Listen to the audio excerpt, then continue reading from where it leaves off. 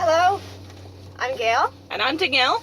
And we're The Dork Express! If you've been following along with us, you know that we are going to Utah! We're going to see the New Kids on the Block in Salt Lake City. And we're also going to do a bit of touristing around Utah. But because we're broke, we are going to be converting the van into a camper, hopefully, somehow. Yeah, so we thought we'd take you on a tour.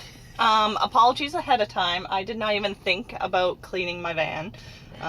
So it's a van. I see Wentworth has a toy underneath the seat, and I haven't vacuumed in a while. But you are going to see the space in which we are going to be living in for a week, and in Utah. So in June. Let's start. Okay, so space we are working with. This is the back of the van. This is the front of the van. And to give you a perspective of the width. Yes. This is the width. 2 hands can touch almost flat. Let's also point out the height. That's how high. Yeah, I can't even a full out knee. I still have to duck. So yeah. This is a Kia Sedona SX. In case you know that van, you know what we're working with. One of our biggest struggles so far has been trying to figure out how we're going to actually fit in a bed that we'll both fit in, because the way the seats fold is a little bit different. As you can see, this is, here, I'll take it with me. This is what we have found the best way to have the back seat.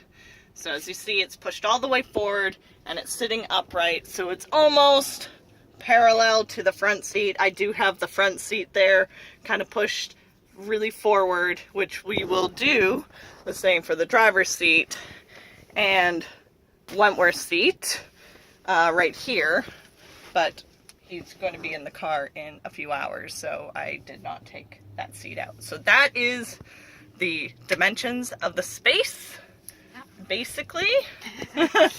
We did look into using the front seat folded in half, but we found that it sat up. Let's see if we can do this.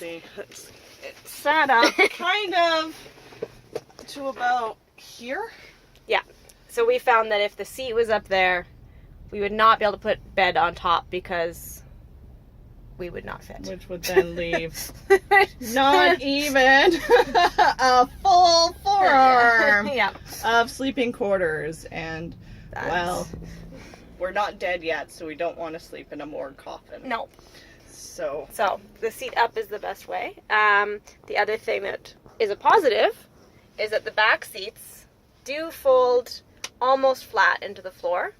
There's a little bit of a ledge here, which my knees have found multiple times when I'm crawling around in here so far, which we'll be covering that. Yes. So that's really good. But yeah, it's going to be a bit of a challenge. There's not a lot of square spaces in this van. Everything's rounded and curved, so it's going to be fun trying to make everything work within that and fit, because we definitely are not building curved things. We are not that good at building things. The last time I used a power drill, I broke my finger in 3 places and dislocated it in 3 places. So we're not building rounded things.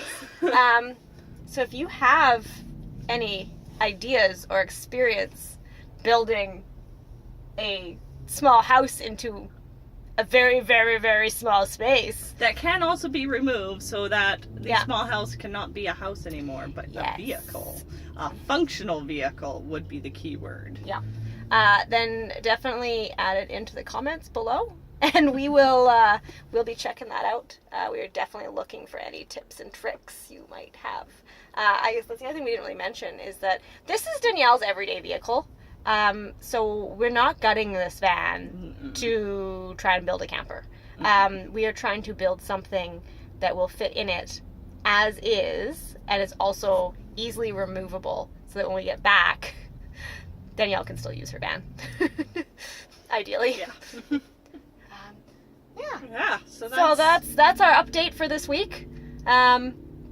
Yeah, if you have any tips or tricks or ideas or anything like that, let us know. We're going to continue updating as we start to do more measuring and come up with some hopefully realistic and buildable ideas. Yeah, I mean, some of you have already sent in a lot of really good ideas and links to really good ideas. So we're also trying to see if we can incorporate some of those, but the height space is also It's a bit of a thing. playing a bit of a factor as well too. So Yeah, we got to think about that. And even if you have experience in dealing with some of the weird angles, like yes.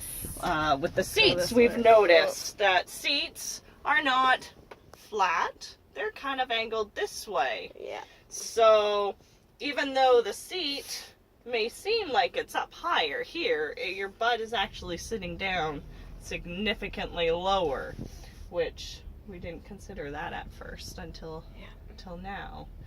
And, The other thing that we learned as far as different curves and spaces is these nice big areas here on the side. So it's not quite as wide as it seems because there's some pretty Nice. big cup holders. cup holders and stuff. I'm very big on cup holders. Cup holders are very important. However, when converting into a camper, Yeah. they're kind of annoying.